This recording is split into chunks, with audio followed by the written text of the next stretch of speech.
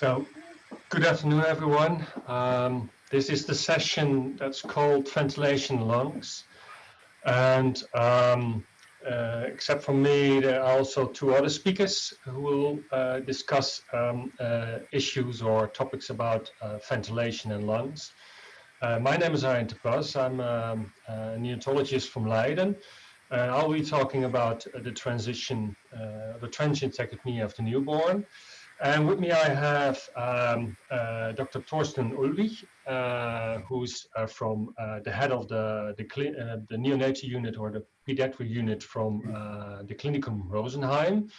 He's a neonatologist and a pediatric allergist and pulmonologist. And he will be talking about the non-invasive respiratory support in neonates and the challenge to optimize the outcome and minimize the lung injury. And hopefully later on, Anton van Kaam will join in. He's a neonatologist from Amsterdam, and he will discuss what's new about the invasive and the non-invasive surfactant administration. Please ask your questions in the chat, and the questions will be, we will have the question session after the three talks, and hopefully there will be plenty of time left to answer all the questions. And the first speaker will be me, so I have to introduce myself. I will share the screen. Let me see.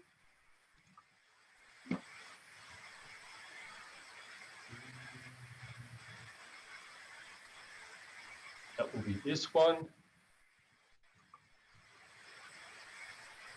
And I can start the presentation. Okay, so. Okay, let's talk about transient tachypnea of the newborn. It's also known as wet lung, or perhaps you call it delayed transition. This is a problem that all pediatricians are familiar with, especially after elective cesarean. And it would be good to discuss it again because there's now a renewed interest in tachypnea of the newborn, and the focus of this talk will be to give you an update in what we now think is the pathophysiological mechanism of this. Let me first summarize what a TTN is. And I've indicated in red, as I hope, I have indicated some items in red, as I hope that at the end of my talk, you will be aware that the course of TTN is not always benign. Well, let's start. The symptoms are that there's respiratory distress after birth. You have grunting, tachypnea, and it's, often you also have hypoxia. The disease is known, or the entity or the problem is known to be self-limiting, but and also to benign. But I hope at the end of the talk you will know that it's not always benign. The incidence is around 4 to 6 on 1,000 term birth, but this is still an estimate because it just depends how you label the problem. You can call it delayed transition if it's short, and it can evolve into RDS or even PPHN. And then we don't name this a TTN anymore, but it remains the same entity. There's some risk factors, the mode of delivery, the elective cesarean, where there's no labor has started. So cesarean without starting of labor before has a high risk factor to develop TTN. About 10% of babies born after elective cesareans develop TTN. And the gestational age, the more moderate preterm infants develop more often TTN than the more mature infants. Also, asphyxia and maternal diabetes have been stated as risk factors, but I hope at the end of my talk you understand that these are different entities and there's a different mechanism for the respiratory problems that these infants develop. In the last decades, the respiratory distress has been attributed to a failure to clear airway liquid due to a reduced sodium absorption, as the epithelial sodium channels are not activated. And I also indicated this as red because this is actually the topic of my talk, is that it actually is not the mechanism. Then the best way to treat TTN is to apply CPAP, and that hopefully at the end of my talk you understand that you have to start it in a timely manner. Also, steroids reduce, antenatal steroids reduce the risk for developing TTN. And from the Cochrane reviews, we know that diuretics and salbutamol are not very effective in treating or preventing TTN. So the key work in describing the problem of TTN is a lung liquid, fetal lung liquid. And as you can see here is that antenatal liquid is, or antenatally liquid is produced, and that will enter the airways. It's produced in the, transported from the interstitial airspace into the airways. And that is approximately so much liquid produced that is above FSC. And as you know, that normal FSC around 30 mils per kilogram is, as you can see, the later incastation is, the more it's above FSC. And this is important because it creates a positive pressure. And this positive pressure is important for stimulation of lung growth. So it's important for lung growth. For example, if you develop a lung hyperplasia,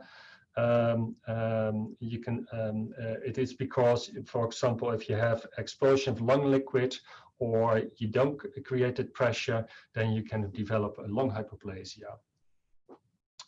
And then after around birth, when labor starts, the amount of lung liquid will reduce, and you are born with much less lung liquid. There's still lung liquid present, but it's much less than antenatally what you normally would have.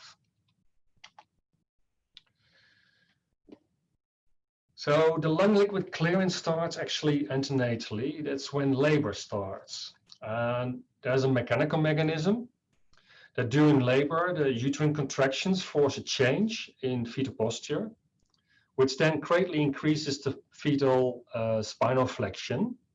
And that is increasing the abdominal pressure, which increases transpulmonar pressure by elevating the diaphragm. And that results in a lung liquid loss via nose and mouth. But also during labor, there's an increase in stress hormones, such as adrenaline, which causes a reverse action of the epithelial sodium channels. And these sodium channels are antenatally responsible for lung liquid production, as I told you. And, but when it's activated by adrenaline, it switches around. And it will then be transporting lung liquid from the alveoli to the interstitial space. So you can imagine when you have an elective cesarean, you don't have the mechanical uterine contractions, and you're missing out also the stress with the adrenaline, and you don't activate the sodium channels with adrenaline. So you're missing out a large part of the lung liquid clearance antenatally. Then after birth, there's still a large proportion of the lung liquid present, and that must be cleared, and the lungs needs to be aerated. And there's always been thought that it was due to the activated sodium channels, but it has become clear recently that there's a much faster mechanism than epithelial sodium channels.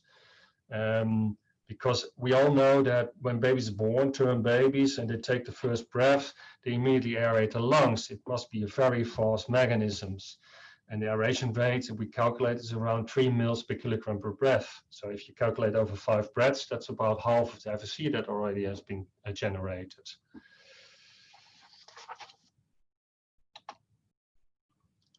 So recently it has become clear that it is actually the transpulmonary pressure that's essential for the lung liquid clearance. That's the pressure that's generated by the infants.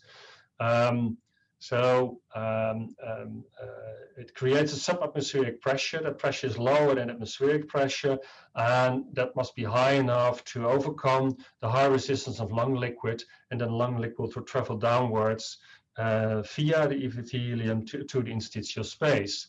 As you can see here in a synchrotron movie, using phase contrast X-ray imaging, that when this is a spontaneous breathing term rabbit pup, during inspiration, you see actually that lung liquid is moving downwards through the epithelium to the interstitial airspace, and then lung aeration has been created.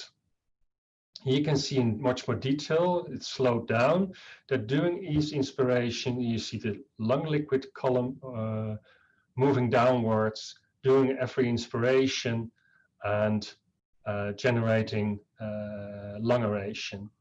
So actually the lung liquid clearance and lung aeration, it's the transpulmonary pressure that's essential.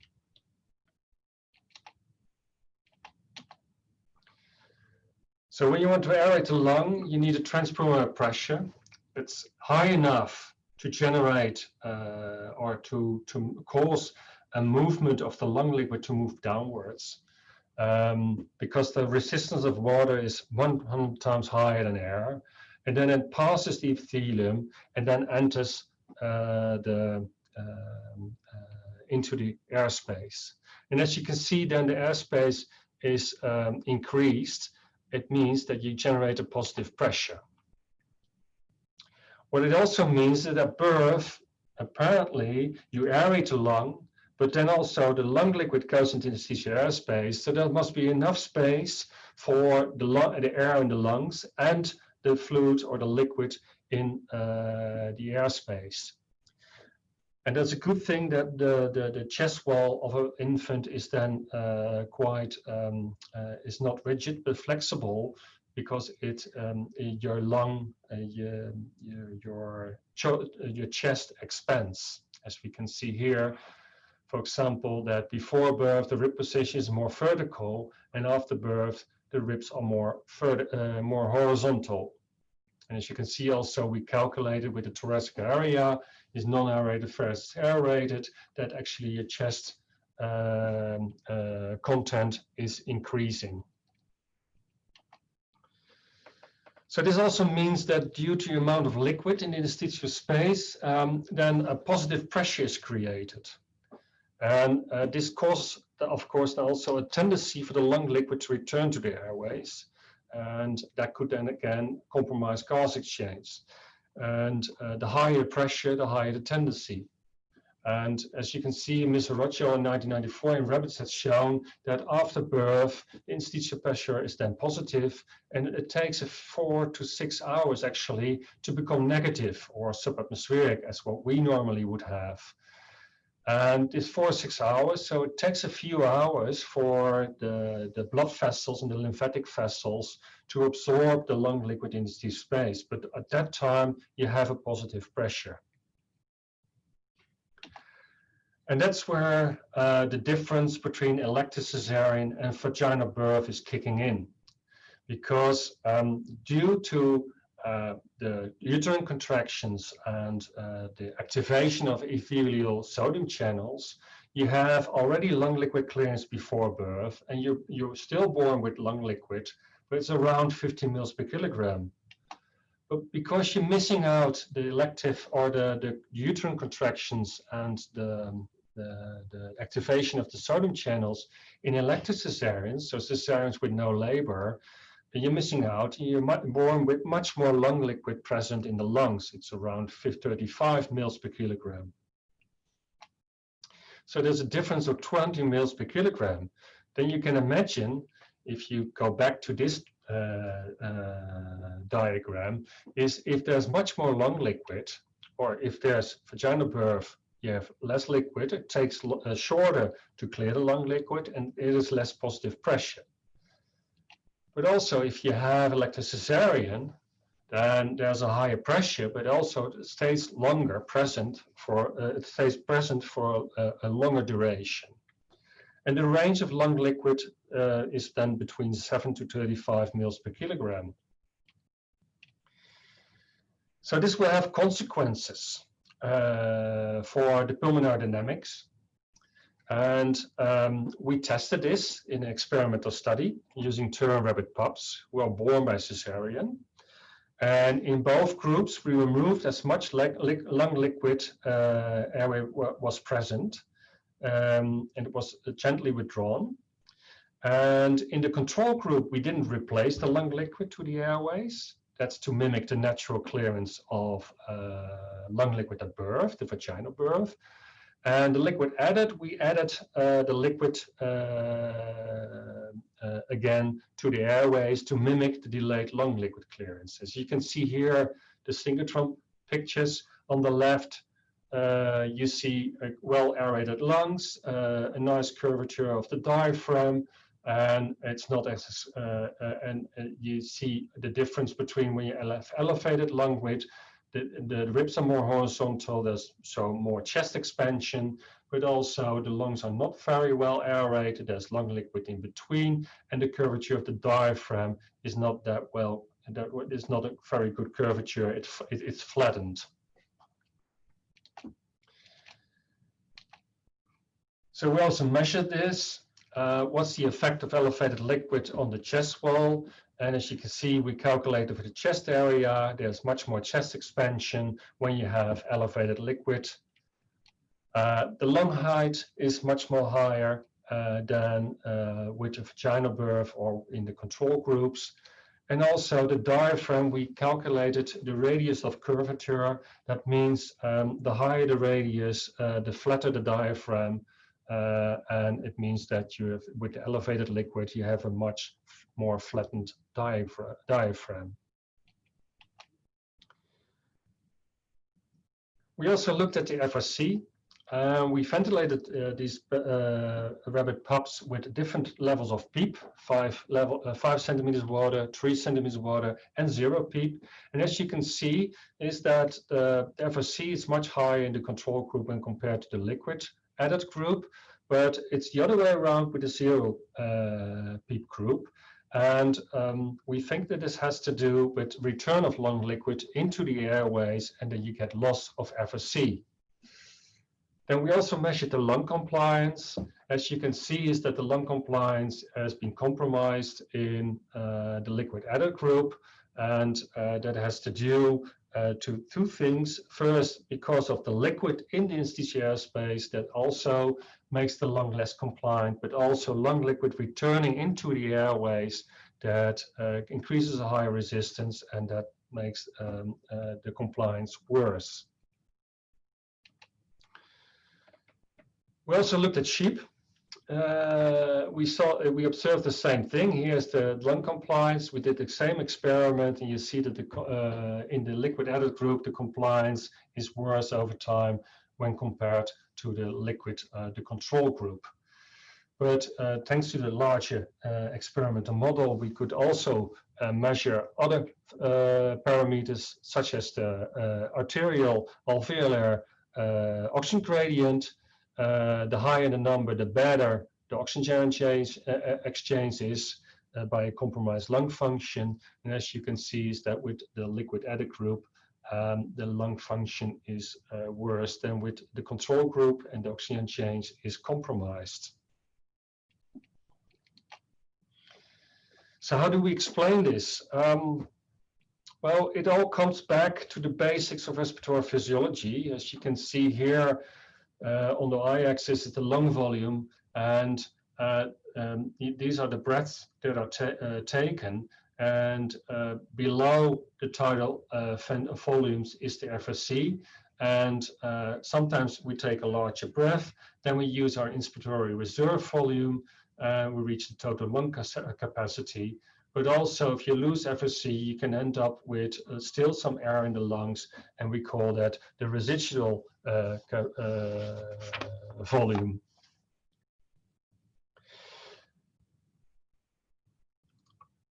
But if you have a reduced lung compliance, and you have an expanded of the chest wall, and if you have a flattened diaphragm, that means that you breathe with smaller tidal volumes, and also inspiratory reserve volume is diminishing.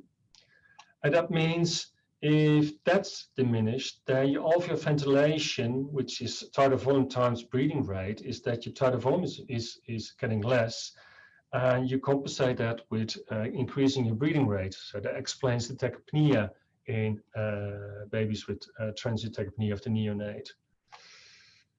but also because of the reduced FRC that induces expiratory braking of the, during breathing, and that explains the grunting. So what the baby does is takes a deep breath and then closes the vocal cords almost closed, but then creates a positive pressure and forces actually the air through the airways or to the vocal cords, which will induce a noise signal, and that's the grunting, but it creates a positive pressure into the lung.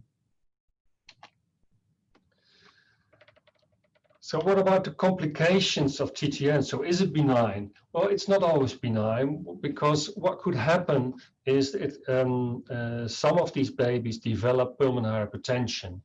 And it's already known by Richard Bland, or described by Richard Bland in the 1980s, that actually the lung liquid after birth forms perivascular fluid cuffs also around the pulmonary vessels or the capillaries, which then compress the capillaries, which means that you can create a pulmonary hypertension.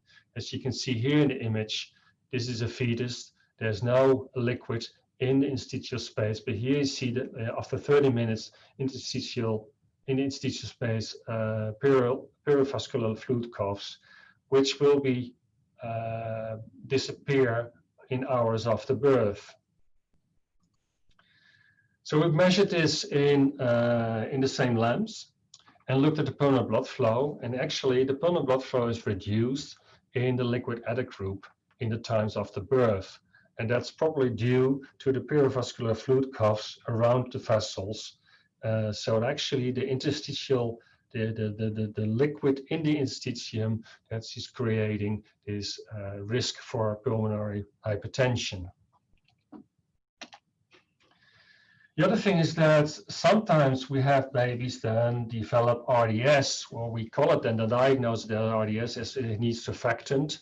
And it's also the question mark. So if the lymphatic vessels and the blood vessels will resorb this lung liquid in a few hours, why do we then have these babies then have symptoms that can last up to 48 hours? And why are steroids then potentially beneficial if it's only lung liquid that needs to be cleared? Well, that probably has to do with the return of the airway liquid due to the positive pressure. So every time the baby is breathing out there's a positive pressure in the interstitial airspace, there's again risk of lung liquid to return into the airways. And then during expiration, it actually returns them back to the interstitial space. So the lung liquid is pendling back and forward through the epithelium. You could prevent this by applying CPAP to create a positive pressure to prevent the lung liquid to go back. So you can actually prevent the lung liquid come back by the therapy, CPAP, or applying PEEP during ventilation. As you can see, we here also measured actually the lung volume during inspiration and during expiration. And as you can see, during the inspiration in 200 milliseconds, we calculated the lung liquid leaves the airways at high speed, 533 mils per minute per kilogram. But then during expiration, there's actually a decrease in lung volume. A decrease in lung volume, that means that the lung liquid re-enters the airway at a speed of 5-10 mils per minute per kilogram. So here you can see actually that after breath, lung liquid is pendling through the epithelium back and forward. And if we look microscopically to the lungs, this is in the control group. You see nice alveoli and epithelial. There's nothing wrong, but in the liquid adult group, you can see the detachment of the epithelial lining, which means it's a marker for actually lung injury, and also can cause a cascade of inflammation, but also surfactant deficiency. So the only thing we've so far had to prevent the complications, or trying to prevent the complications of TTN and to treat TTN, is the application of CPAP. And I will show you what the difference will be if you let them breathe without CPAP, and the baby is born after cesarean and has a lot of lung liquid. And as you can see, is that during inspiration there's some aeration of the lung, but during expiration actually there's return of lung liquid into the airways. Well, if you're applying CPAP or PEEP, is that actually the lung liquid will, less lung liquid will return into the airways. So the only active therapy we have that really works is the CPAP and the steroids. And the steroids is actually to prevent perhaps the inflammation that's caused by the mechanism that liquid is pendling back and forward to the epithelium.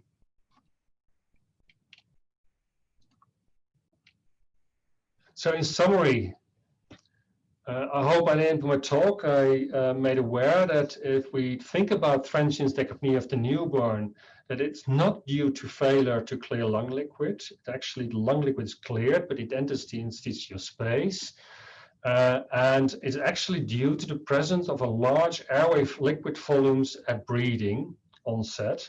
And this creates a positive pressure, and it creates much more chest expansion, flattens the diaphragm, and that is causing the problems, and the complications are mostly due to return of lung liquid into the airways and pendling back and forward. And that's why if a baby is grunting, then timely CPAP would be very effective to prevent further damage to the lungs. Hopefully also made aware that it actually is one entity. What can happen? Sometimes a baby is grunting for a short period, we call delayed transition. It's short durations and not very severe. Then it develops wet lung, TTN, needs CPAP, but it also can develop PPH and RDS. That's for longer duration and much more severe. But it's actually one entity. There's one mechanism, and that's called the transient tachypnea of the newborn. So thank you. This was my presentation. I will stop sharing screen and move forward to the next speaker. And the next speaker, as I said, will be Dr. TORSTEN UHLIG, who's from the Rosenheim Clinic, and he will be talking about neonatal non-invasive respiratory support. TORSTEN.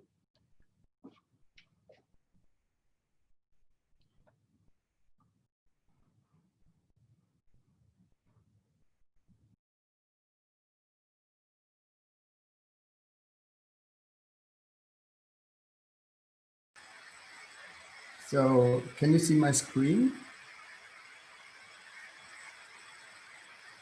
Yes, okay, and I hope you can hear me. Thank you very much. First of all, I would like to thank the organizers for inviting me once again to this nice meeting. And today I would like to talk about the challenge we, as a pediatrician or neonatologist, are confronted with very often. We would like to optimize the outcome of our tiny patients, and on the other side, we would like to minimize any lung injury. And first of all, I would like to start with the development and pathogenesis of BPD. And as you all know, there's a wide variety of different factors which contribute to the development of bronchopulmonary dysplasia. Extreme prematurity being, of course, one of the most important factors. And unfortunately, we as doctors are contributing a large part to the development of BPD as well. We have to use ventilators, and we have to use non-invasive ventilation, which will be the topic of my talk today. And we need supplemental oxygen as well. And you all know there's a number of factors which contribute to the so-called VILI, the ventilator-induced lung injury, volume trauma, barotrauma, atelectasis, atelector trauma, and In recent years, also the term biotrauma has evolved more and more. And what is this? This is basically the lung injury caused by the inflammatory mediators such as chemokines and cytokines. And in preterm, as a result of this, we see a decrease of mature collagen and elastin in the lung of the premature babies. We also see a diminished surfactant production, and we see a decrease of antioxidants. So all contributing factors to the development of causing harm to the lung injury. I would like to talk about today the red line, the red path marked here in this graph, about the application of CPAP, the application of high flow therapy, which has been increasingly used in recent years, and also superimposing inflations to CPAP, which is called non-invasive positive pressure ventilation, until finally, hopefully, the baby will breathe on its own, and we don't need to give him further respiratory support.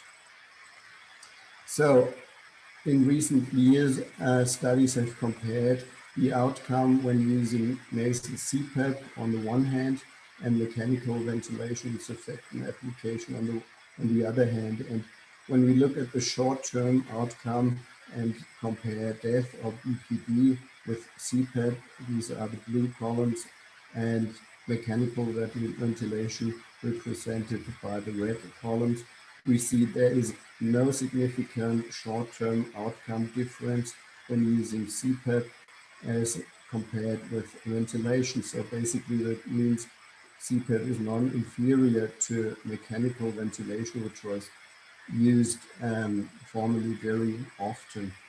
What about the long-term outcome? The support study showed very interesting data, and they compared the death of the infants before the age of 22 months on one side, and the developmental outcome, also with CPAP compared with mechanical ventilation. And as you can see here, there's no statistically different outcome with using non-invasive measurements or CPAP in compared to mechanical ventilation. So I think it's justified to use non-invasive ventilation instead of mechanical ventilation. As you all know, CPAP stents the airway and increases FRC, functional residual capacity, by means of increasing the pharyngeal cross-sectional area, the improvement of diaphragmatic activity, and by enhancing pulmonary compliance, and also decreasing airway resistance by making the airways larger. And the result of all this is a decreased work of breathing, increased end expiratory lung volume, and furthermore the conservation of surfactant on the alveolar surface.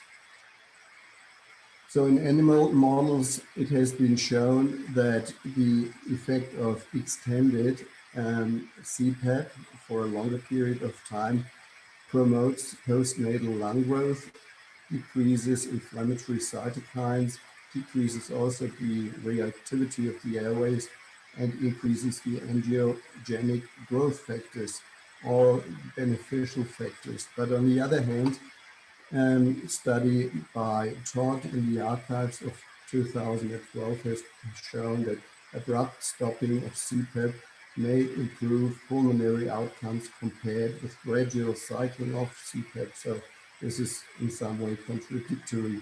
So it's still controversial about the weaning criteria in very low birth weight infants. So the question for me is, should we wean CPAP or respiratory support as fast as possible in our premature babies, or should we be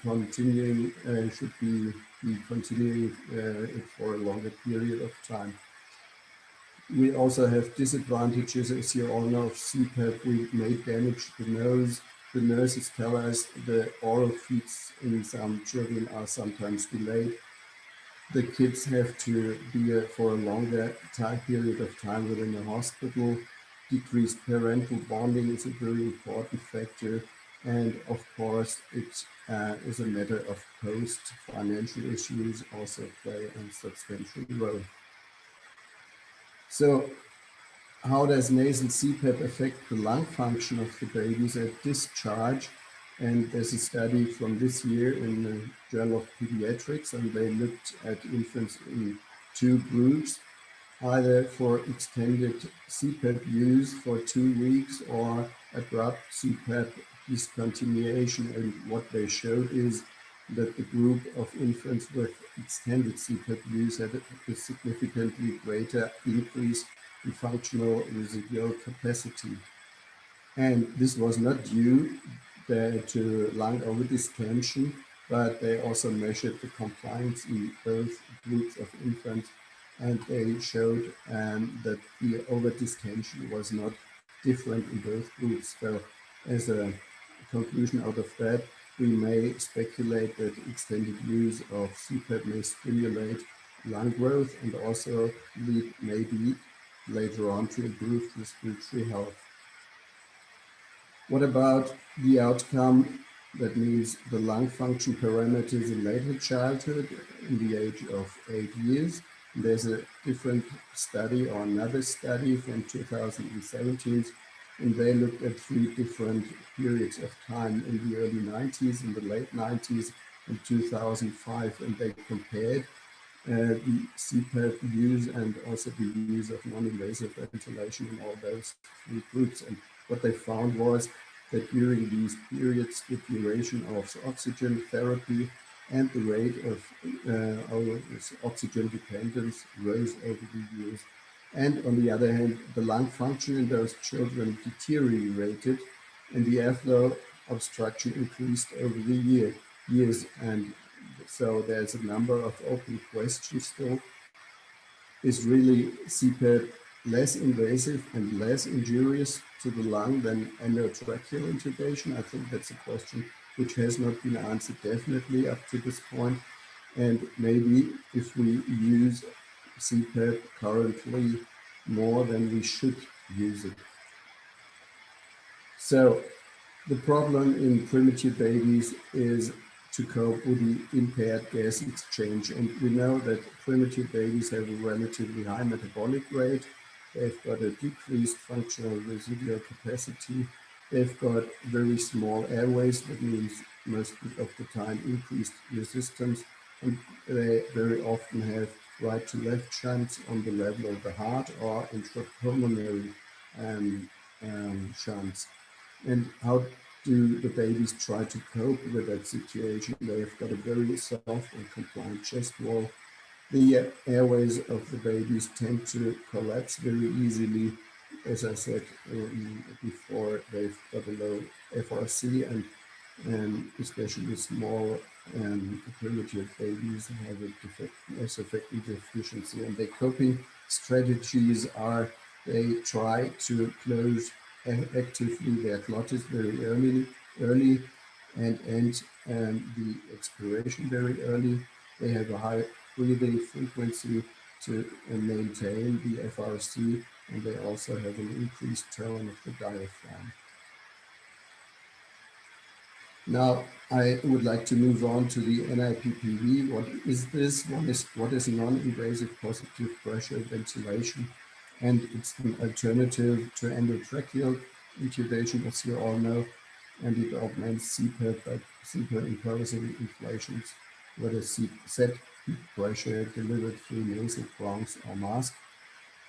It can be delivered as a synchronized or non-synchronized ventilation mode, and synchronization, as you all know, is often very difficult to achieve. And basically, the amount of respiratory support we give to the babies is determined by the difference in the inspiratory and in the expiratory pressure we deliver. Which patients are principally applicable for non-invasive respiratory support? Patients failing nasal CPAP alone, or we could use it following extubation from invasive ventilation, or we can of course use it as well as a primary respiratory support. And why is it so attractive to us as a neonatologist? We could try to avoid volume trauma. We avoid subglottic stenosis, which sometimes is called by the endotracheal tube. And as a non-invasive matter of ventilation, it reduces the danger of infections. What are the disadvantages of NIPPV?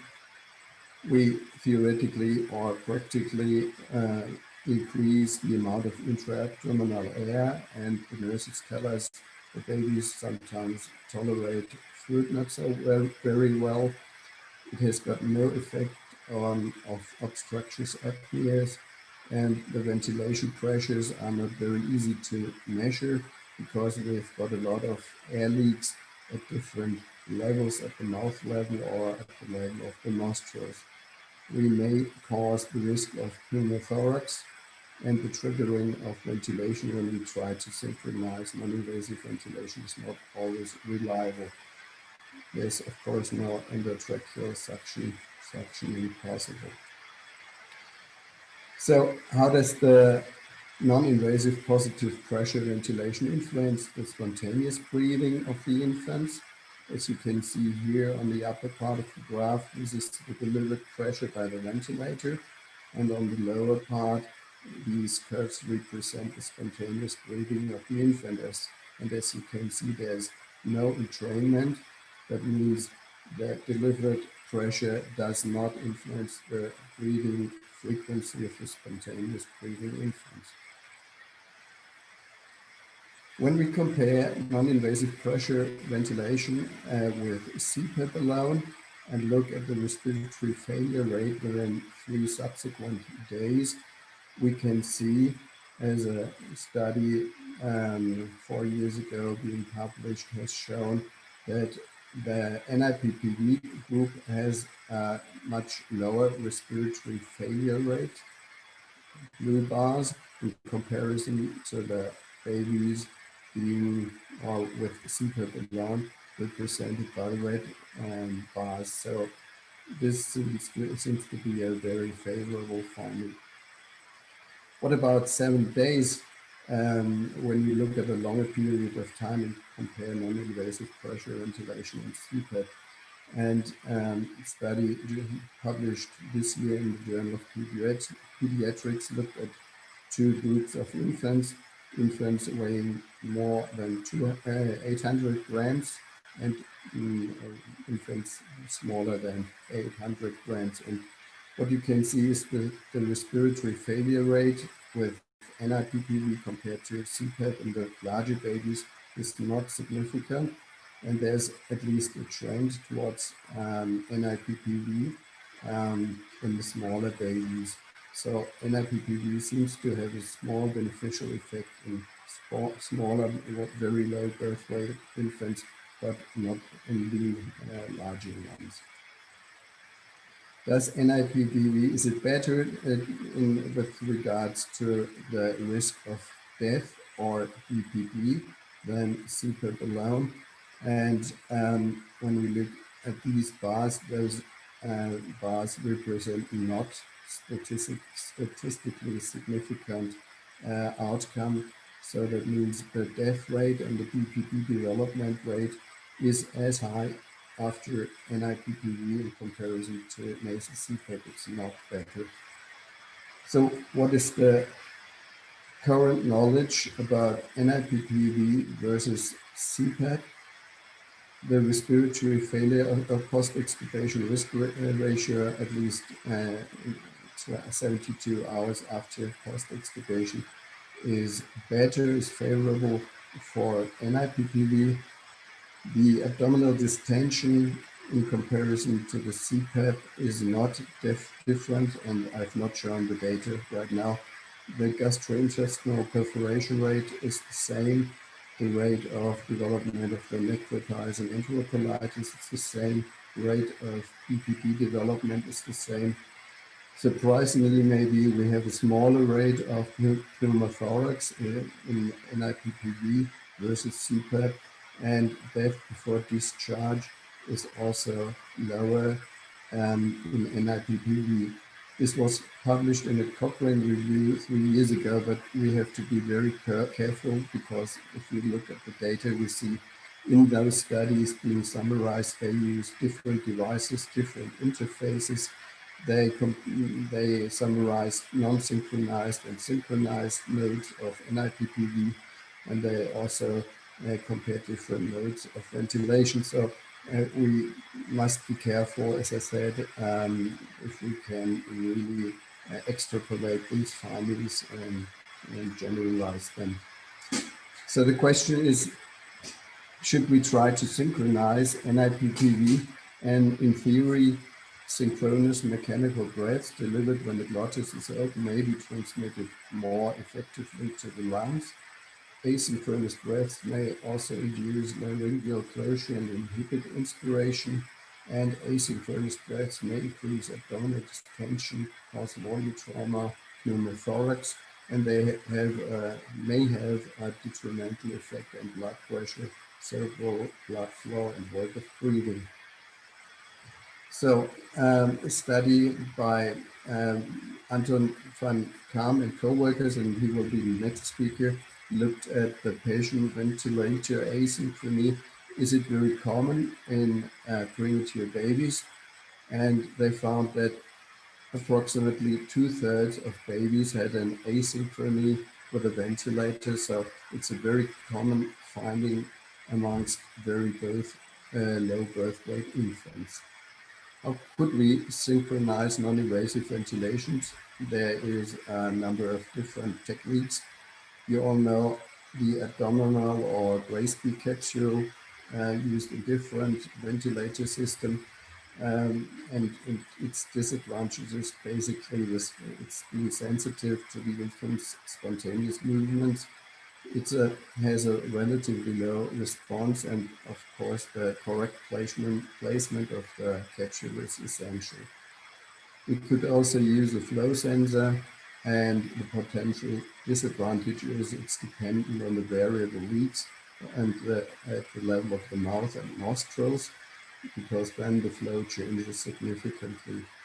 And what I'm not going to talk upon today is the NAVAN, the neurally adjust ventilation, but that's a very fascinating new approach. And they use a esophageal catheter, which measures the electrical activity of the diaphragm, and may use it as a trigger as well. So when we look at the success rate in treating apnea, when we use NIPPV in a synchronous mode compared with a non-synchronized mode, we can see that the synchronized NIPPV reduces desaturations and/or bradycardias much more efficiently in comparison to the non-synchronized modes, or compared to nasal CPAP. So this seems to be very beneficial. Is the synchronization of NIPPV really influenced the long-term outcome? And studies have looked at ROP, the sepsis, the persistent duct rate, the intraventricular hemorrhage rate, the necrotizing enterocolitis rate, as well as the periventricular leukomalacia, with the synchronized modes, the blue bars, and the non-synchronized modes. And unfortunately, there is no long-term beneficial effect of synchronizing NIPPV in comparison to non-synchronizing it. When we look at the work of breathing, of synchronizing NIPPV, this study compared this breathing or respiratory support mode with high-flow nasal therapy, and they found that in prematurely born infants, the synchronized modes had post-extubation reduced work of breathing and reduced thoraco-abdominal asynchrony in comparison to the high-flow therapy. How does the nasal high-flow therapy act? It flushes the functional and upper airway dead space of CO2 and thereby improves gas exchange.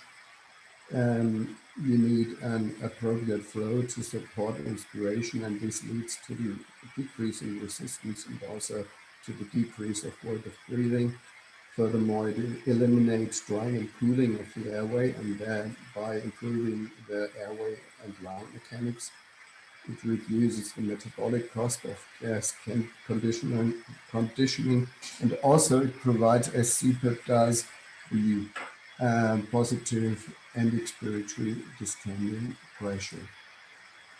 So when we compare the physiological effects of high-flow nasal cannula therapy versus nasal CPAP, we can see that high-flow therapy produces clinically significant peak with large variability. As you can see here, there's a large splattering of the diaphragm, especially at higher flow rates, and it is very efficient in dead space washout. And the highest pressures were observed in very small birth weight infants weighing less than 1,000 grams. But it's very important to take a look at the flow, weight, and mouth position as well, because they are all important determinants how much of the high flow really is being delivered to the infants. What are the cardiorespiratory effects of high-flow nasal cannula versus CPAP? And this study published this year in Pediatric Research showed that in very small birth weight infants, shortly after extubation, the high-flow nasal therapy was associated with longer respiratory pauses and higher FiO2 requirements than with the use of CPAP. So when should we consider high-flow therapy in neonatal setting? For most infants in whom CPAP is traditionally applied, preterm infants, RDS, tachypnea, increased work of breathing, oxygen requirement, also the need for respiratory support, high-flow therapy in theory may be applicable, and also those infants whose nose has been damaged by CPAP. When should we not consider high-flow therapy in children which are or who are very sick with severe RDS and need oxygen with an FiO2 larger than 0.7, with severe apnea, significant ELIC or pneumothorax, and of course with craniofacial anomalies. So 3 years ago, a consensus paper has been published regarding nasal high-flow cannula therapy, and the consensus was the maximum allowed flow in those premature infants should not exceed 8 liters per minute. We should wean FiO2 first before decreasing the flow, and if FiO2 is consistently above 0.4, we should think about changing to a different NIV or NIPPV mode. Should we use CPAP or high-flow therapy after extubation?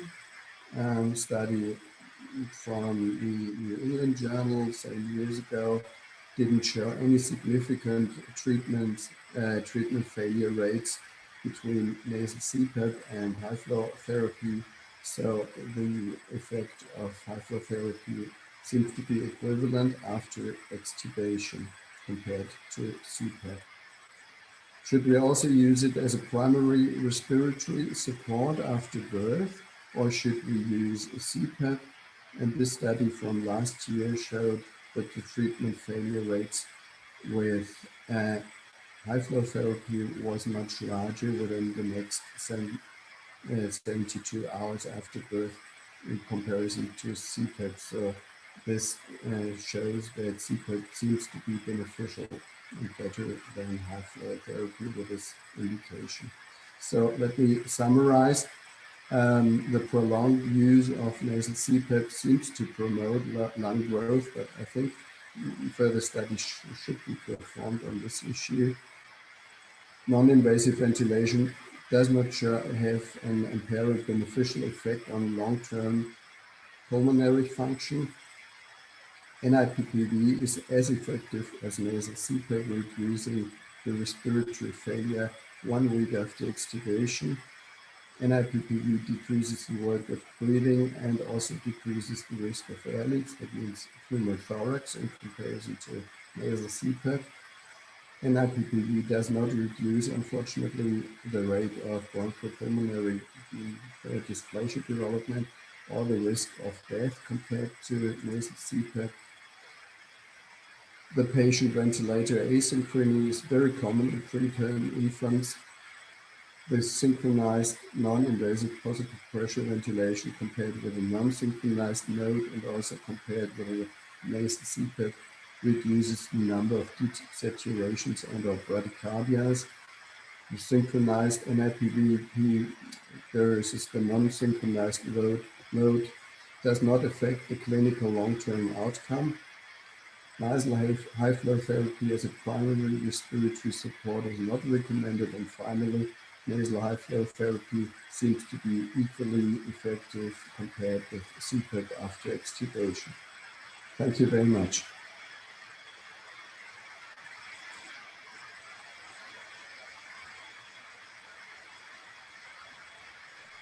Well, thank you, Torsten, for this nice overview about non-invasive ventilation.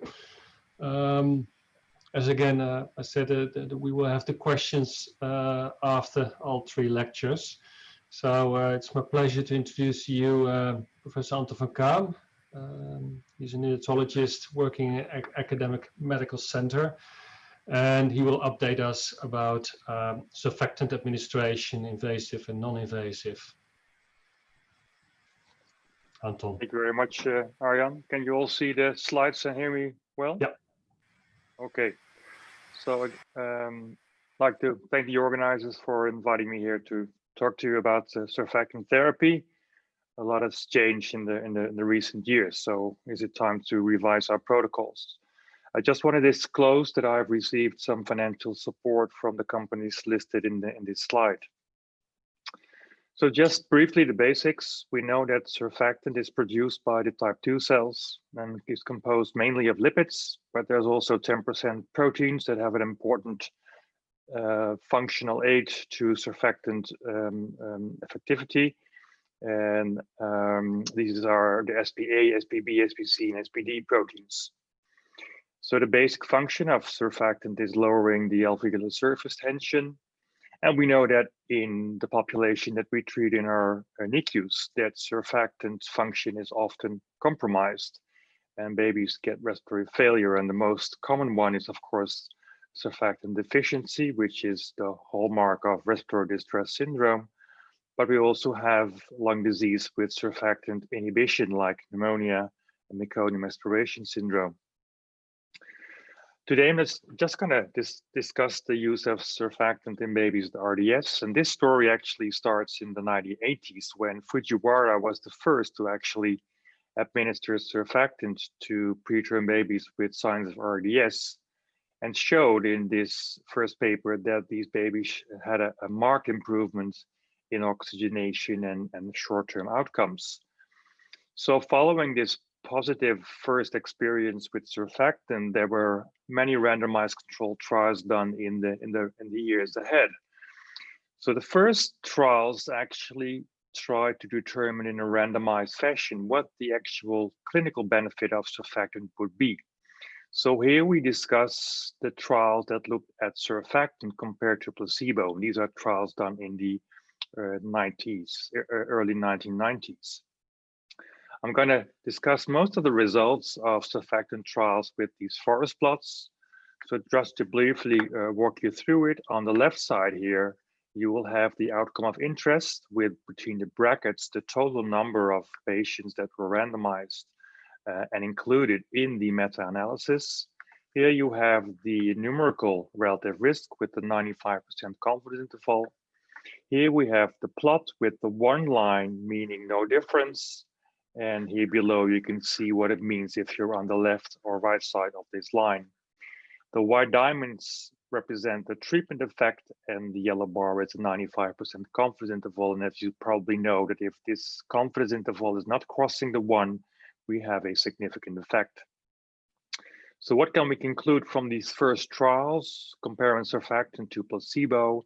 It is clear that surfactant reduces neonatal mortality with a nominated rate of 11, and it does so without increasing morbidity in these infants, because there's no major difference in the major morbidities as listed here below.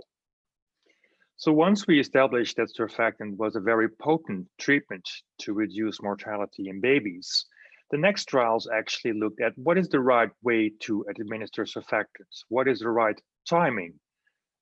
All these trials actually were still on surfactant administered during mechanical ventilation via an endotracheal tube. So the first trials looked at the timing of surfactant and compared prophylactic treatments, which means that you will treat preterm babies very early on after birth, usually within the first 30 minutes after birth, independent on their clinical signs. So babies could have or could not have RDS, but you treat them all with surfactant, compared to a relatively late rescue treatment. And with rescue treatment, I mean that you wait and see how a baby is doing on the ventilator. And if the baby shows signs of RDS, you actually decide to treat this baby with surfactant. It was clear again that if you were treating these babies with prophylactic surfactants, so early on in the disease compared to rescue, you would have a benefit again on mortality, now with a nominated rate of 25. There were no other major morbidities as a cost of this improved mortality. The next trials looked at, okay, if you don't want to treat babies prophylactically because you might actually treat babies and don't need surfactant, does it matter if you use a rescue treatment, so only babies with signs of RDS, if you administer a surfactant early on within the first 2 hours after birth, or as a later rescue, waiting for a time point after the 2 hours after birth? And again, showing here, similar, I guess, to the prophylactic study treatments, that if you use surfactant early on within the next 2 hours after birth, you will have a significant reduction in death, but also a significant reduction in BPD, determined here at 36 weeks postmenstrual age, and also the combined outcome. And again, there were no signs of increased morbidity in those babies that survived. I think it's important to realize, like I mentioned, these studies were done in the 1990s, and at that time, the rates of antenatal steroid treatment to the moms was actually lower than it is nowadays. I think you all should be aware of the fact that most of these infants remain on the ventilator after they were treated with surfactant, sometimes for days or weeks. And we know that this may increase the risk of ventilator-induced lung injury and subsequent BPD.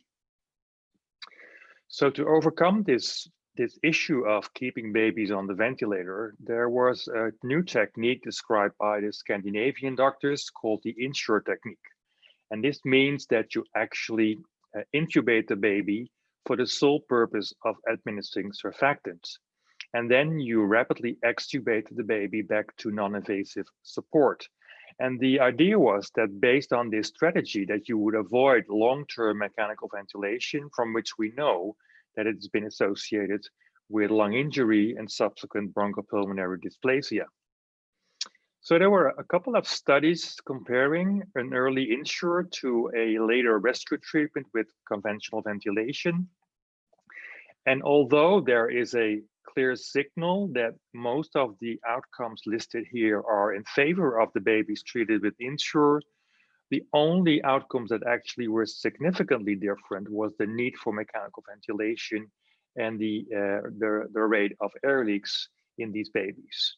And as you can see here, there actually have been only a few studies with a relatively modest number of randomized babies that looked at INSURE versus late rescue treatment. So although INSURE is a very popular way of treating babies with surfactant, not only in Scandinavia, but I think across the world, the actual evidence supporting its efficacy and safety is limited. One of the reasons why this could be is that Insure also has a downside. This is a study done in Scandinavia where they looked in a cohort of babies, almost more than 300 babies below 32 weeks, where the primary way of treating these babies with surfactant was an Insure procedure. And you can see that even in Scandinavian hands, the percentage of babies that actually were successfully treated with Insure was quite low, about 30%.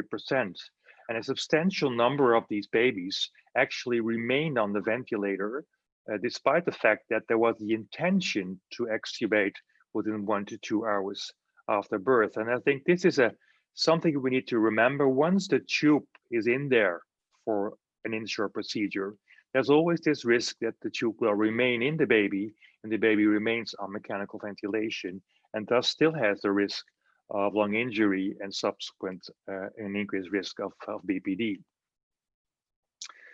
So Thorsten discussed this in his talk. We have moved into a different era of primary CPAP treatments. And these are the main trials that have been done comparing primary CPAP in preterm babies to mechanical ventilation, so primary intubation at the time of birth. And this was often in most of these trials combined with prophylactic surfactant treatment. So actually you have prophylactic treatment with mechanical ventilation versus CPAP, followed by, if necessary, a rescue treatment with surfactants. Now, we have to think about what the effect of using CPAP might be on surfactant efficacy, because if we use CPAP, this is usually not combined with prophylaxis, because most of us, at least 5 to 10 years ago, would need to intubate a baby before giving surfactants. And second, if you do a trial of CPAP, many of the babies will actually pass the 2 hours of life before they actually qualify for rescue treatment. And we know that based on the studies that were done before the year 2000, that if you treat babies not prophylactically or after the 2 hours of birth, that it might reduce the efficacy of surfactant, and in this case, mortality. So has this been the case based on the studies that I just showed you in the slide? Just to show you what the effect is of primary CPAP, I collected the data on 2 of the important outcomes, death or BPD. And again, here you have the forest plot. So let's take a look at death. This bar represents those trials that primarily intubated a baby to give prophylactic surfactant. And then in the control group with rescue surfactant, these babies were also on mechanical ventilation. And as we showed in the previous slides, here you see a clear benefit for prophylactic treatment compared to rescue treatment if you primarily intubate all babies. However, if you compare primary intubation and prophylactic surfactant to primary CPAP, and if necessary, a rescue treatment, you can see that there's a sort of a change in the effect in terms of death. Now it actually favors rescue treatment with primary CPAP. And if you combine this with BPD, you can see now that there is a significant benefit of treating babies with CPAP, followed by, if necessary, rescue surfactant treatment in comparison to primary intubation and prophylactic treatments. What I've learned from these trials, and especially these CPAP trials, is although we administer surfactant later in the course of a disease, we still have time to actually put these babies on CPAP and treat them. It's better than just putting all the babies on mechanical ventilation with prophylactic surfactant treatment. But we've moved on. We know, and this was started also in Scandinavia, but worked out in Germany, that we can also administer surfactant to babies that are on CPAP and actually are breathing spontaneously. There's some different terminology on how we call this route of administration, this technique. Some would call it minimal invasive surfactant treatment. Some would call it less invasive surfactant treatment. And in Germany, it was called avoidance of mechanical ventilation. The basic idea is the same in all these terminologies. You actually administer surfactant during spontaneous breathing on CPAP.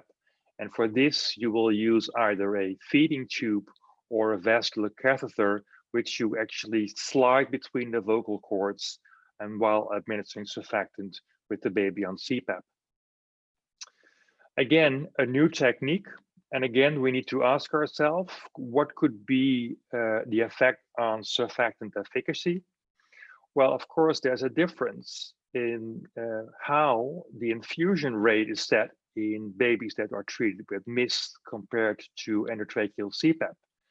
Most of us have learned that endotracheal CPAP, you will give surfactant via an endotracheal tube with a bolus, a fast bolus injection.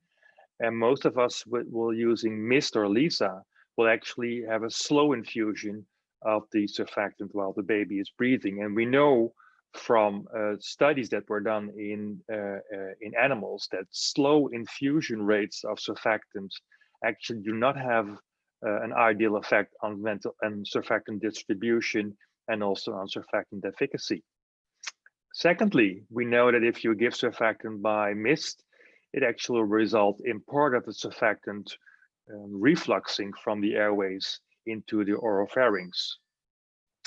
So the question is, if we use mist compared to endotracheal surfactant treatment, would this actually have a downside on the efficacy? Will there be less optimal distribution, and will there be a lower actual delivered dose? So we looked at this in a cohort of preterm babies with RDS, and these babies were monitored with a special technique called electron impedance tomography. And with EIT, you can actually measure changes in the end expiratory lung volume, a parameter that is highly affected by surfactant. And it also gives you some regional information, how these changes in end expiratory lung volume are distributed across the lung. So here on the left side, you can see on the y-axis the end expiratory lung volume. We actually compare the changes to the before surfactant time points. So this is set as 0. Then we actually deliver the surfactant by a mist procedure. And you can see very nicely that over the first hour, the end expiratory lung volume nicely increases as you would expect from surfactant treatment. In the slide here on the right, we actually divided the lung into two parts, the dorsal parts, and all these babies were in supine position, and the dorsal parts are indicated in the boxes with the dots, and then the ventral parts, which are indicated here in the boxes with the stripes. And what you can see if you look at end expiratory lung volume, that in the initial time after surfactant, the increase in end expiratory lung volume is mainly in the dorsal parts of the lung. And the ventral parts indicated in the stripe boxes actually lag behind a bit. But in the end, you can see there it seems to be an even increase in end expiratory lung volume. We think that this favoring the dorsal parts is actually the gravity effect of surfactant moving to these dorsal parts instead of the ventral parts, but it does suggest that based on the changes in the distribution of these changes in end expiratory lung volume, that there seems to be a very homogeneous distribution, at least between ventral and dorsal parts of the lung. As expected, the SpO2, FiO2, so oxygenation also nicely improves, what we see often in clinical practice. And reassuring, you can see that there is a decent correlation between the effects of surfactant on the end expiratory lung volume and oxygenation. What about randomized evidence? What about the effect of mist on more important clinical outcomes? Here again, the forest plot with the outcomes of interest. And you can see that although there is no separate effect on death or BPD, the combined outcome death or BPD is significantly reduced with a number needed to treat of 14 when comparing minimal invasive surfactant treatment to surfactant treatment via an endotracheal tube. And again, most of the other morbidities are also show a trend to some improvement if babies were treated with minimal invasive surfactant treatment. What are the adverse effects of non-invasive treatments? Well, some of the infants gag or cough. We sometimes see bradycardia and desaturations. Some babies actually get an apnea as soon as you flush in the surfactant in the larger airways. We discussed the surfactant reflux, and there's always the issue of discomfort, because still we need to put in a laryngoscope in the mouth of the baby to actually visualize the vocal cords, and we need to insert a small catheter between these cords. There's a lot of debate on what we should do about this discomfort. I'm going to go into that in a minute. How effective is surfactant treatment by mist? This is a study we published recently together with the colleagues in Veldhoven. It shows you the breakdown in gestational age weeks and the percentage of infants that actually fail surfactant treatment by mist. And overall, 30% of these infants below 32 weeks failed. And you can see that the majority of these babies actually are below 26 weeks. And once you go into the higher gestational age ranges, treatment failure actually is quite modest. And we identified some factors that were associated with treatment failure, like we mentioned here in the slide: lower gestational age, not being treated with antenatal steroids, having signs of infection, which might be pneumonia and subsequent surfactant inactivation, and also administering a lower dose below 200 milligrams per kilogram, which might indicate the fact that you have some spill of surfactant and will end up with a lower dose than initially injected in these babies. Coming back to the problem of sedation, there has been a study from ARJAN's group looking at what would happen if we would pre-treat babies who are giving mist with propofol, 1 milligram per kilogram. As expected, in yellow, you can see no sedation, and in blue, sedation. As expected, you can see there's a significant drop in discomfort, reflected here by the comfort score. But if you look at the number of babies with desaturations, the number of babies needing non-invasive mechanical ventilation, this is increased significantly in the babies that were sedated. So this is the downside of getting more comfortable babies, is that they actually don't breathe that well, although the actual intubation rate in these babies was not any different. So I'm not sure yet what to do with sedation. Some use it, others claim that babies actually don't experience that much pain or discomfort from the whole procedure. Now, what should we do? Because we have mist and insure, and if you do insure in the right way and actually extubate this baby very early on, is there actually a benefit between these two? And this was addressed in one study, a Turkey study, including 200 babies below 32 weeks with RDS. And these were randomized within the first 2 hours after birth to either mist or an insure procedure to give surfactant. And the primary outcome was BPD at 36 weeks. They showed a very similar response to surfactant treatment with mist or insure in terms of oxygenation. But if they looked at the outcome of BPD, they showed that there was at least a significant reduction in this trial in favor of the babies that were treated with mist compared to insure. I'm not sure how to translate this to clinical practice. Personally, I think that if you do a good insure, it's probably not that different from a mist procedure. But remember what I mentioned in the previous slides. If the tube is in there, it's tempting to leave it in there in the middle of the night and extubate a baby maybe in the morning or in the afternoon. So this is something that you should be aware of. If you do an insure, you do need to extubate this baby as soon as possible after surfactant is administered. What about other non-invasive ways or slightly non-invasive ways to get surfactant in? There's a couple of studies coming out now where surfactant is administered through a laryngeal mask. The problem is that the laryngeal masks have a certain diameter, and you don't have good options in very small babies with a laryngeal mask.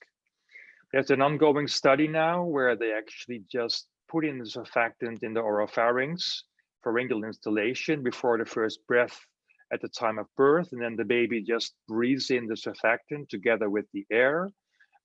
This study is still ongoing, so we need to wait what the results are.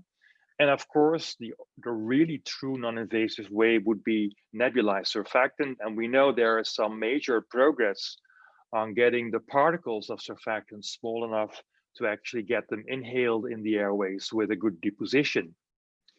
This is a recent trial published in Pediatrics in a very large group of babies, almost 500, relatively mature babies, 33 weeks with RDS that were in the first 12 hours after birth.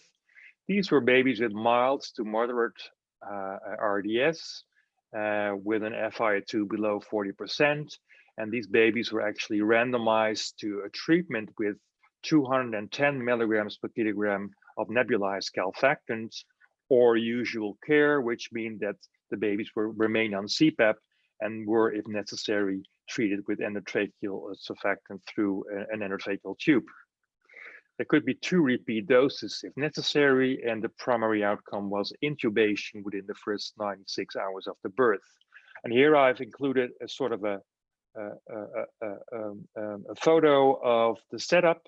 So the actual aerosolized surfactant is administered sort of a pacifier that is put in the mouth of the baby, where actually non-synchronized surfactant comes out there as a nebulized form, and the baby actually breathes this in during the nebulization. So this is the results of the primary outcomes. So on the y-axis, you can see the percentage of infants that were intubated. And here again, you have the breakdown in the different gestational ages. Overall, they showed that aerosolized surfactant nebulization reduced the need for babies to be intubated and treated with endotracheal surfactant. And this was especially prominent in the, let's say, the bigger babies, so above a gestational age of 30 weeks. It's just, a first step into finding out what nebulized surfactant can do. We are, of course, mainly interested in these smaller babies. And as you can see, the number of babies included below 28 weeks was quite modest in this trial. But it's the first step, and we need to wait for other studies done in these smaller babies to see what the effect would be. Some new developments. We know that for now, where most of us are using animal-derived surfactant preparations, but there are some new synthetic surfactants in developments. Synthetic surfactants that not just contain synthetic lipids, but also surfactant protein analogs. Again, a recent trial that was published in the Journal of Pediatrics, where they randomized a little more than 100 babies with a gestational age of 27 weeks with RDS that were in the first day after birth. These babies were on respiratory support with an FiO2, depending on gestational age, above 0.3 or 0.35. And they were treated with synthetic surfactant, and I listed the name here between brackets. And just to give you an idea, this is surfactant that contains synthetic lipids, but also synthetic SPB and SPC analogs, and it was compared to porrectant. Both groups received 200 milligrams per kilogram in the first dose, and if indicated, this could be repeated twice with a dose of 100 milligrams per kilogram. If babies were on natal CPAP, then the treatment of surfactant was done with an in-sure procedure. And the outcomes we're looking for are short-term efficacy and safety. And this shows you the change in oxygenation in the FiO2 here for the first 7 days of life. And here inside this graph, you can see for the first 6 hours of life. And it's clear that there is no difference between the synthetic product and the porrectant alpha. So it seems to have a similar effect to animal-derived surfactant, and there were also no major differences in the other clinical outcomes. Again, the first step to a new product that needs further study in bigger groups and also with more relevant clinical outcomes. Finally, we all know that there's some trials that have been done on combining surfactant with other drugs to actually use surfactant as a vehicle to get some of these drugs into the lung at a local level. And the trials that were done in Taiwan by Professor Ye were on surfactants combined with budesonide. And this is a trial published in the Blue Journal some years ago, where babies below 1,500 grams that were on mechanical ventilation for severe RDS were randomized to either endotracheal surfactant or endotracheal surfactant combined with budesonide in the dose that I here in between brackets. And the primary outcome of this trial was BPD at 36 weeks post-menstrual age. Here you can see surfactant treatment in yellow and the combination of surfactant with budesonide in blue. There seemed to be no effect of treatment on death, but they did find an impressive reduction in BPD and also the combined outcome death of BPD in the babies that were treated with surfactant and budesonide. So I know there's an ongoing trial now in Australia looking at this, trying to replicate these results from Taiwan. And it really seems promising, if this could be true, that we can actually treat our babies with local instead of systemic steroids by combining it with surfactants. So to conclude, exogenous surfactant in RDS reduces mortality without increasing morbidity. In case you have a policy to primarily intubate preterm babies, then prophylactic or early rescue treatment within the first 2 hours after birth is superior to late treatment. But in case you are treating babies with primary CPAP, you should not actually treat these babies anymore with prophylactic surfactant treatment, because this increases the risk of death or BPD. INSURE and MIST actually reduce the need for mechanical ventilation. MIST may reduce death or BPD, as I showed you with the meta-analysis. I think at this point in time, there's insufficient evidence for other non-invasive administration modes, for instance, like nebulized surfactant, but studies are coming. Synthetic surfactant preparations are under investigation and also seems to be very promising. And the same goes for surfactant as a vehicle to actually get drug delivery in the lung. Thank you very much.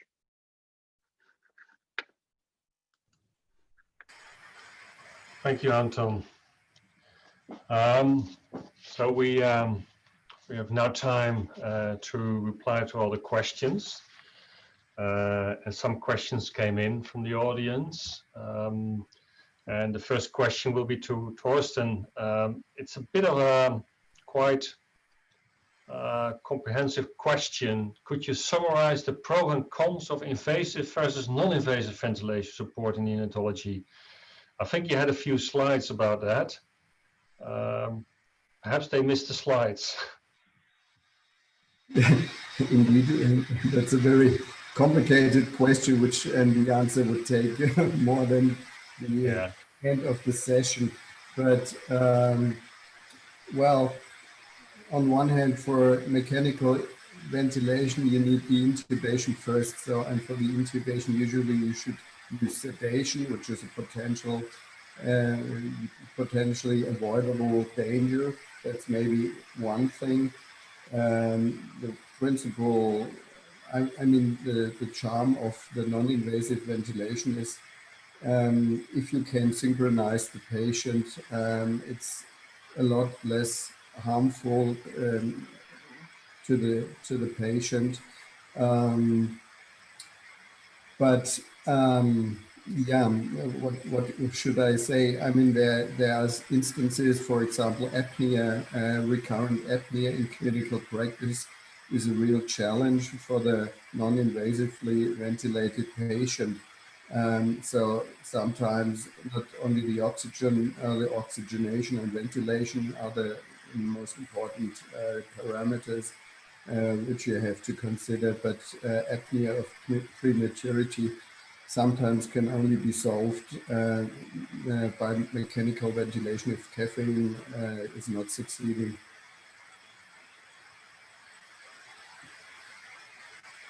Yeah, I think would you be prepared to share slides if people would really like to have the whole list of pros and cons? Because I think it's went throughout your talk. It's a pleasure. Then I have a question for Anton. If you look at the doses of surfactant and you look at the invasive, you know, the conventional way to give surfactant and the dose of 200 milligrams per kilograms, and they did the studies with non-invasive or even with the nebulizer. What would be the rationale to use the same dose or not? Because if you look at the non-invasive, you're talking about reflux, so you're losing some dose. With nebulizing, you have a deposition, and also apparently the way it's administered, the babies can swallow it. Do you know of any studies that have also looked into higher doses? If you're talking about non-invasive treatments, then I guess this is still an open discussion. What is the optimal dose to use for Mr. or Lisa? What is the optimal dose to actually use for nebulized surfactant? Of course, for invasive mechanical ventilation and surfactant treatment, there are some dose finding studies. Depending on the product that is used, sometimes 200 milligram per kilogram seems to be a better dose. Others products actually advise 100 milligram per kilogram. The only thing I can say is that when we looked in the study with Veldhoven and the babies failing Lisa or Mist, then having a dose less than 200 milligrams per kilogram actually seemed to increase the risk by 2 for failure. But in the end, we are all using this technique. Someone needs to do a dose finding study, like 100, 200, and 300 milligrams per kilogram. And the same will be true for nebulized surfactant, because there the deposition will be a lot lower than with minimal invasive surfactant treatment using a catheter. So there's still a lot of work to be done. The problem is that everybody is jumping on the wagon and using the treatments, and nobody is, motivated again to actually do these studies. So I agree. Thank you. Torsten, there's also a question for you that came in. It's about weaning non-invasive ventilation. And the question is more focused on high flow. How would you wean high flow therapy? And the question is it better to continuously increase the flow rates in high flow therapy, or wean the patient by giving intermittent pauses of high flow therapy? And may I add to it, could you also reply to this or respond to the question with the CPAP weaning? Yes, thank you. Very good question. I think it's still being controversial. I'm aware of one study, I think it was published in the JAMA Pediatrics 2 years ago, and they compared weaning with CPAP, gradual weaning or sudden weaning, and especially the small children below 26 or 28 weeks was not a too large study. They had really benefited from the gradual weaning. So as I remember, they gradually decreased the CPAP level or the peak level until it has reached 4 centimeters of water. And those babies benefited from this gradual weaning. And I mean, you could, as an analogy, speculate that high flow, gradual weaning of flow is also beneficial in comparison to cycling off. But reality, many NICUs, including mine, I have to admit, is that the nurses really prefer those CPAP pauses or high flow pauses, and then put the babies once again on CPAP and high flow. And I'm not aware of study, but maybe you are, regarding high flow therapy and comparison of 2 different weaning strategies. Thank you. I think I have a question for you both. That's a question that coming from the audience. Someone is wondering if you still prefer invasive ventilation under a specific birth weight. Maybe that's a question for Anton. Anton. So you mean if a baby, let's say, is below 26 weeks, you should probably primarily intubate the baby and then start mechanical ventilation instead of doing primary CPAP? Well, I'm not sure what because I don't see the audience and I don't know who asked the question, but it's literally that stated, is invasive ventilation preferable for infants on a specific birth weight? Well, if you ask me, but we are a very aggressive non-invasive center, the answer would be no. Acknowledging that in the Netherlands we treat 24 weeks and up, so we don't do 23 weeks, but at least in my experience that most of the babies 24 weeks and more mature are actually tolerating primary CPAP very well, especially if you combine it with non-invasive surfactant treatments like LISA or MIST. So in my experience, these babies actually do fine in the first, let's say, week of life, although many or a substantial part of them actually do end up on a ventilator in the second and third week of life because of really reluctant apnea or babies getting a sepsis or necrotizing enterocolitis.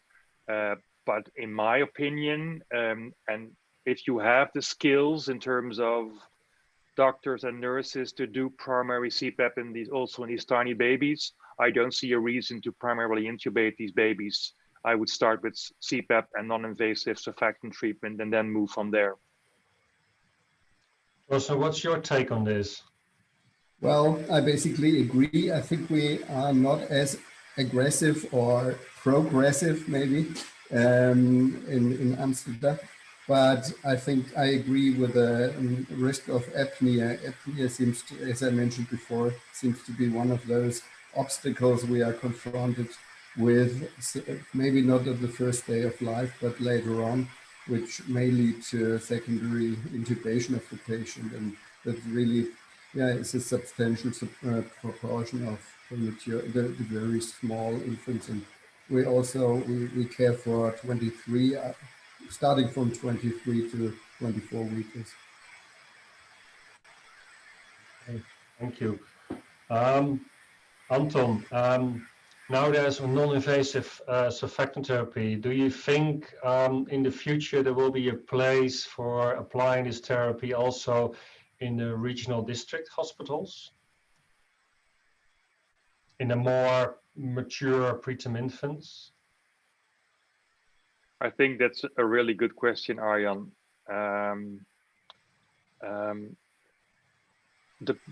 It will depend on the skills of the local pediatricians. I'm not sure how it is in other countries, but pediatricians that are trained in my center actually don't do intubation that much anymore. So they actually lose the skill of a laryngoscope and actually and visualizing the vocal cords. So and these skills you need to do a LISA or MIST procedure. So I'm not sure if you don't have these skills that you'll actually be able to treat these babies with MIST or LISA in the regional hospitals. If you do have these skills and you know the physiology and what could go wrong, then I think for maybe a certain level of regional hospitals could actually use this technique. It might differ or change once we have nebulized surfactants, which probably will be easier to apply in these babies. And this might actually be a jump forward that even regional hospitals can treat bigger babies who sometimes do have RDS with surfactant without transferring them to a level 3 hospital. What about a mobile surfactant team instead of retrieving babies? So you send people with the skills, they do the trick, they wait for an hour and then come back. That saves money. Yeah, good. You need to calculate this. You know, what are the costs of having such a mobile team? What is the how fast should they be at the site where they are needed? You probably need more than one if multiple sites have a baby, and then you have to calculate those babies. There are babies actually who need a second dose of MIST or LISA, or even do need to be intubated because they don't manage on MIST or LISA. So it's got to be a calculation of what the benefit and costs are. That will be interesting. I don't think, oh, well, Torsten, we talked about high flow.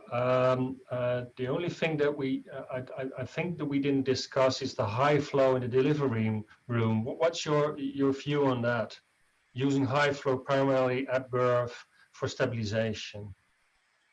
Well, I tried to say it in my slides, but I'm not a real fan. No, it was not included in these slides.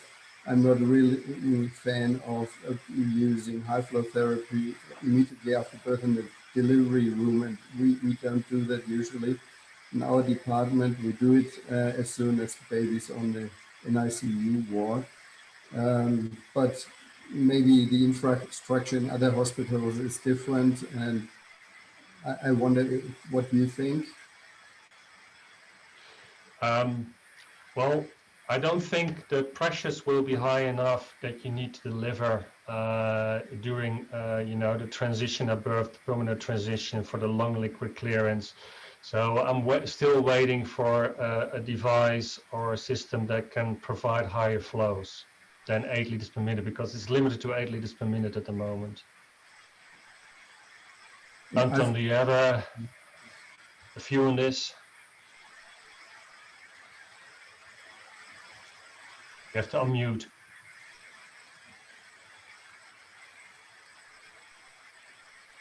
I know that Charles in Oxford is using a lot of early delivery room high flow nasal cannula there. So I don't have any experience with this, but I agree with you that if you really want to have these large transpulmonary pressures and the baby is not spontaneously breathing, then you have a problem, but then you need something else. But for those actually who do manage to actually, breathe themselves through this transition, it might also be effective. I don't know.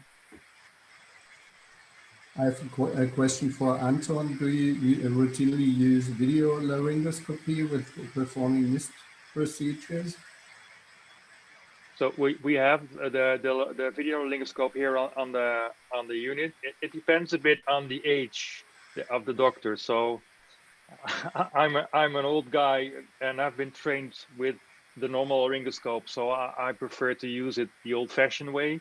But if you look at the young doctors, they all use the video laryngoscope to actually visualize the cords and get the catheter in there. So I think it's very illustrative. It's very nice to teach young doctors how to have this procedure done. So, yeah.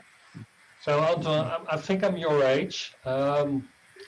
We use the video laryngoscope, and we actually also use it for, we review them with the group, which is actually very good to do that. But I had the same attitude that, so I prefer to use my, the old-fashioned laryngoscope, and because you feel comfortable with it. But I switched over, and I have to say, with the camera in front of you, it's much easier. Yeah, that's my experience so far.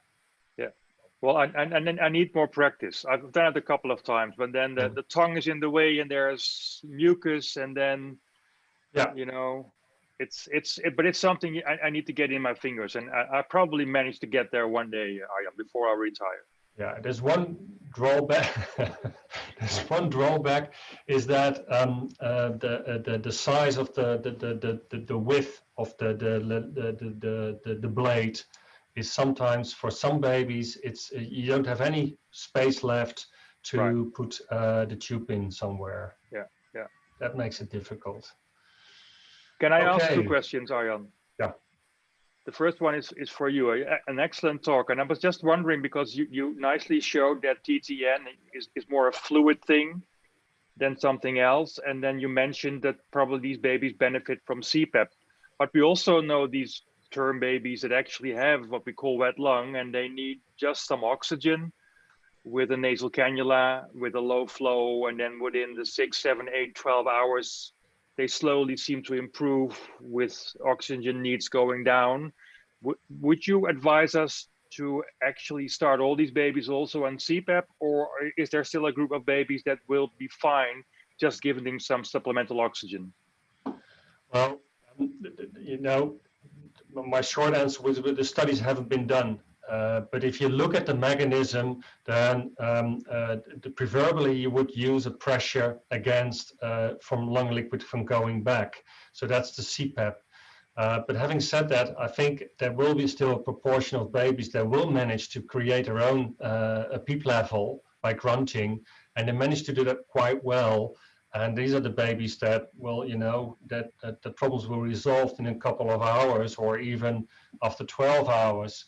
But if you see the studies that the liquid is going back and forward, that can cause an epithelial detachment and cause lung injury, that probably explains that in a smaller proportion of these babies that evolve into an RDS, and then we don't call it TTN anymore.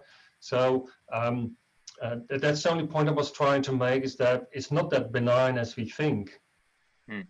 Okay. And I also have a question for Thorsten. This is about CPAP and IPPV, non-invasive ventilation, because, you know, it's always this struggle, what should we pick? And it always seems to be like you need to pick one or the other, and all the studies just start with one or the other.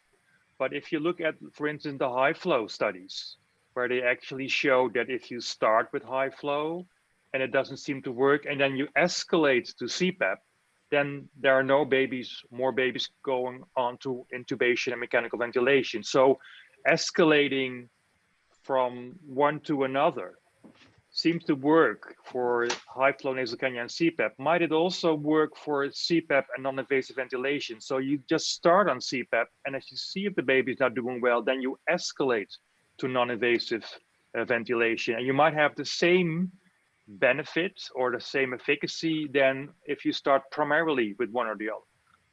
I think you're completely right. Thank you very much for the interesting question. I think these are not two separate entities, CPAP and NIPPV, because in clinical practice, that's what our nurses usually advise us, or we advise to the nurses, just put some superimposing inflammatory inflations to the CPAP and start with 10 per minute and just increase it gradually. So I think for means of scientific purposes, there have to be two entities to compare CPAP and NIPPV, but in clinical practice, it's just escalating one strategy, and you're completely right. All right, thanks. Okay, I think we had a very good session. I thank all speakers for their contribution, and I think we also had a good question session. We still have 10 minutes time left, but I'm also not sure if there's still an audience left. I get my instructions right now. No, there's nothing to do with. I think I will end this session then, and I thank both speakers and for their contribution. It's been wonderful. Thank you. Okay. Thank you, Arjan.